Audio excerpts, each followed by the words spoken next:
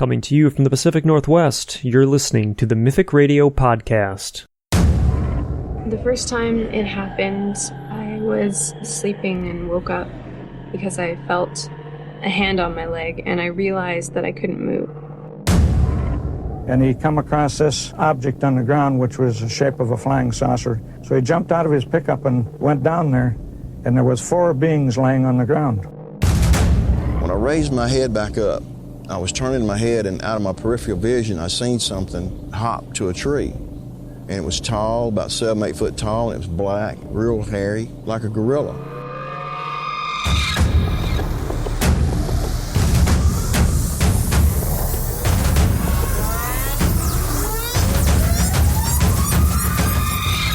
The first thing we saw was this winged creature, 14-foot wingspan at least. It was huge.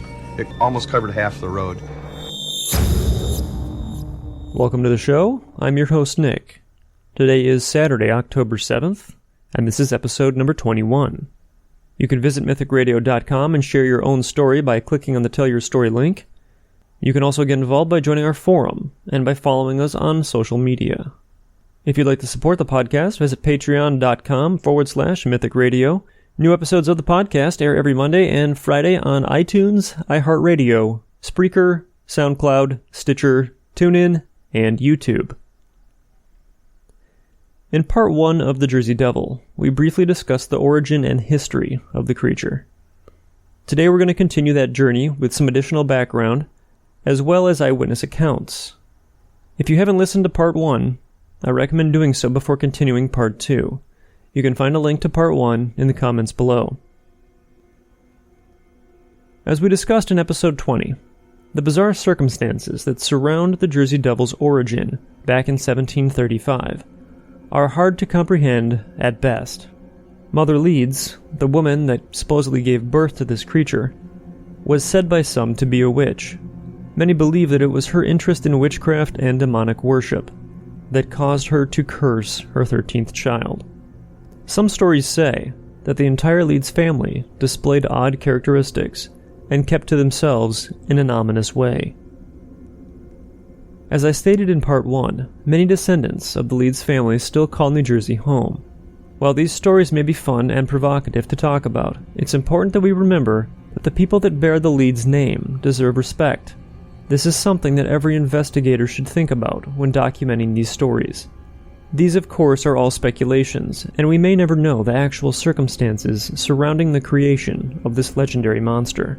What we can verify, however, are the hundreds of documented eyewitness accounts that begin in the early 1800s and still continue to this day. As the story of the creature spread, even grown men wouldn't dare venture out at night.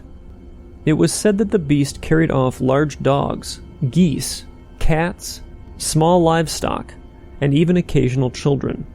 The children were never seen again, but the animal remains were often found. In 1740, 5 years after the birth of the alleged creature, the frightened residents of the Pine Barrens begged a local minister to exorcise the creature from the nearby land. The stories stated that the exorcism would last 100 years. However, the monster returned to the Pine Barrens on at least 2 occasions before the end of the century. In 1800, Navy Commodore Stephen Decatur visited the Hanover Iron Works in the Barrens to test the plant's cannonballs. One day on the firing range, he noticed a strange creature flying overhead. Taking aim, he fired at the monster, and while some say that his shot struck it, the devil continued on its path, seemingly unfazed. Around 1825, in Bordentown, New Jersey, former King of Spain Joseph Bonaparte, brother to Napoleon Bonaparte, spotted the Jersey Devil. Following Napoleon's defeat, Joseph Bonaparte went into exile in America. Joseph purchased 800 acres at Bordentown, New Jersey, because it was between the 2 great seaports of New York and Philadelphia. From this place, he could obtain the very latest news from France and Spain. As befitting royalty, Joseph built himself a lovely mansion with beautiful landscaped grounds and plenty of parkland. One snowy afternoon, he was hunting alone in the woods near his house when he spotted some strange tracks on the ground. They looked like the tracks of a 2-footed donkey. Bonaparte noticed that one foot was slightly larger than the other. The tracks ended abruptly, as if the creature had flown away. He stared at the tracks for a long moment, trying to figure out what the strange animal might be. At that moment, Bonaparte heard a strange hissing sound. Turning, he found himself face to face with a large, winged creature with a horse-like head and bird-like legs. Astonished and frightened, he froze and stared at the beast, forgetting that he was carrying a rifle. For a moment, neither of them moved. Then the creature hissed at him, flapped its wings, and flew away. When he reported the incident to a friend later that day, Bonaparte was told that he had just seen the famous Jersey Devil, who haunted the Pine Barrens ever since he was born to Mother Leeds one dark and stormy night in 1735. Bonaparte was impressed by the story of the Jersey Devil, and therefore kept a lookout for the fabulous creature whenever he went hunting. He never encountered the Jersey Devil again. The most bizarre and well-documented encounters occurred during the week of January 16th through the 23rd, in 1909. Early in the week, reports started emerging from all across the Delaware Valley that strange tracks were being found in the snow. The mysterious footprints went over and under fences, through fields and backyards, and across the rooftops of houses. They were even reported in the large cities of Camden and Philadelphia. Panic immediately began to spread, and posses formed in more than one town. Fear and intrigue grew even greater when it was reported that bloodhounds refused to follow the unidentified creature's trail in Hamilton. Schools closed or suffered low attendance throughout New Jersey and in Philadelphia. Mills in the Pine Barrens were forced to close when workers refused to leave their homes and travel through the woods to get to their jobs. Eyewitnesses spotted the beast in Camden and in Bristol, Pennsylvania, and in both cities, police fired on it but did not manage to bring it down. A few days later it reappeared in Camden, attacking a late-night meeting of a social club, and then flying away. Earlier that day it had appeared in Haddon Heights, terrorizing a trolley car full of passengers before flying away. Witnesses claimed that it looked like a large flying kangaroo. Another trolley car full of people saw it in Burlington when it scurried across the tracks in front of their car. In West Collingswood it appeared on the roof of a house and was described as an ostrich-like creature. Firemen turned their hose upon it, but it attacked them and then flew away. The entire week, people reported that their livestock, particularly their chickens, were being slaughtered. This was most widespread in the towns of Bridgeton and Millville. In more recent years, an eyewitness by the name of Mary shared her experience. She says, "This has haunted me since it happened in 1972. I was a senior at what was then Glassboro State College. I had heard about the Jersey Devil when I came to South Jersey, but being from North Jersey, a totally different world, I thought I was far too sophisticated to believe in such humbuggery. One winter night, I was driving to Glassboro from Blackwood on Green Tree Road. At the time, the road was flanked by orchards and farms. There were few houses, and there was hardly any development. I was completely sober and awake when I caught a glimpse of something in my rearview mirror. Curious as to what it could have been, I slowed down to take a gander.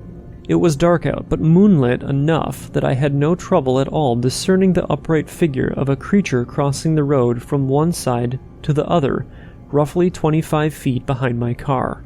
The figure stood taller than a man by far, and had thick haunches, similar to a goat's, supporting its nearly human-looking torso and huge woolly head. It moved heavily and didn't seem at all disturbed by my being there. I didn't linger long enough to see much more. I hit the gas and flew to the Mansion Park Apartments in the borough.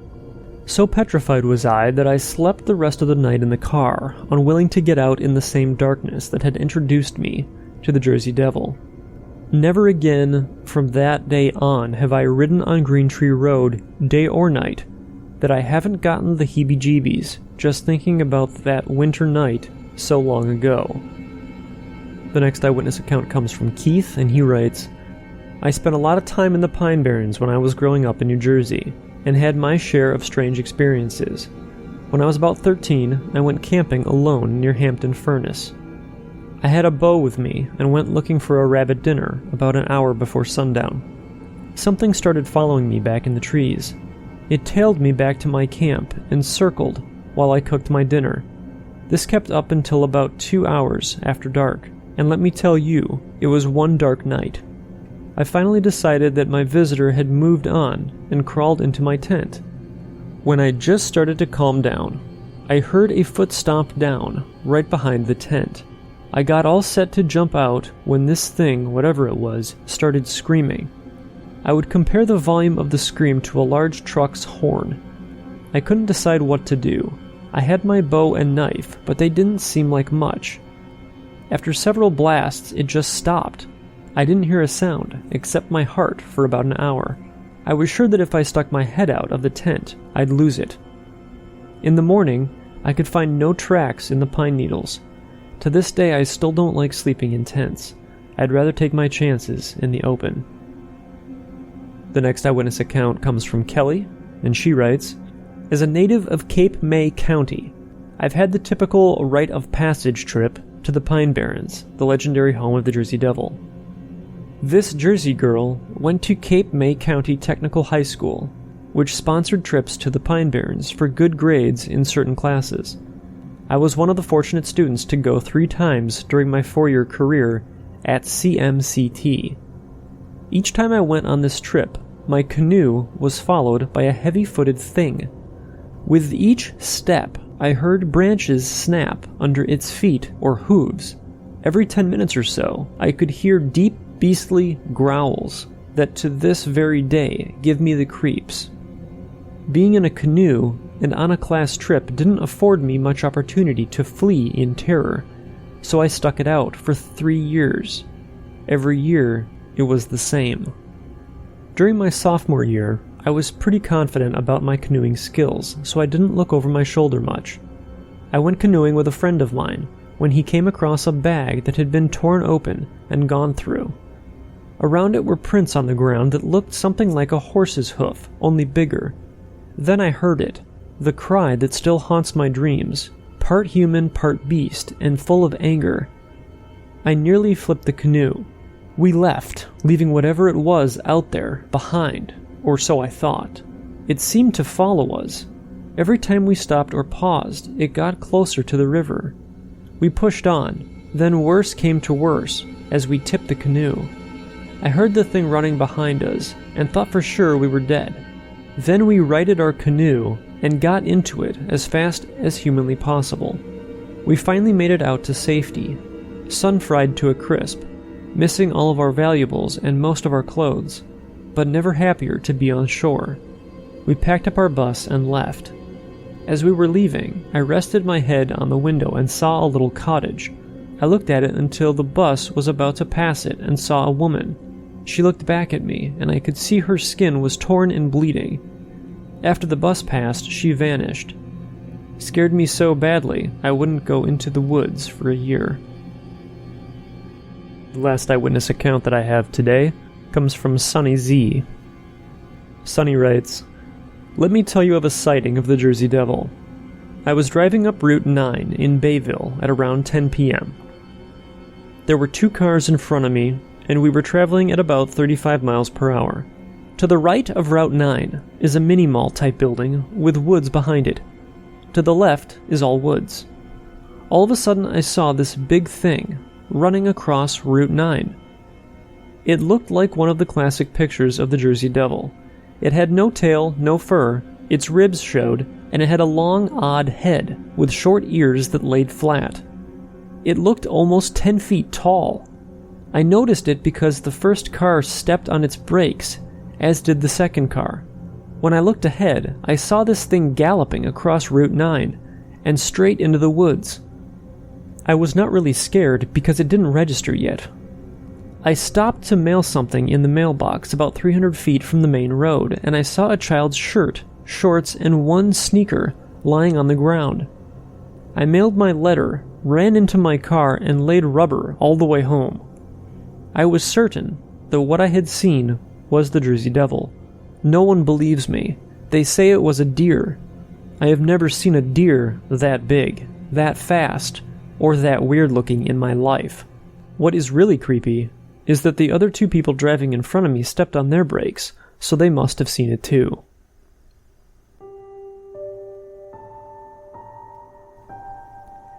I could go on telling you guys story after story, but unfortunately this episode does have to end at some point. So I just want to say that over the centuries, people have speculated on what they believe the Jersey Devil might actually be.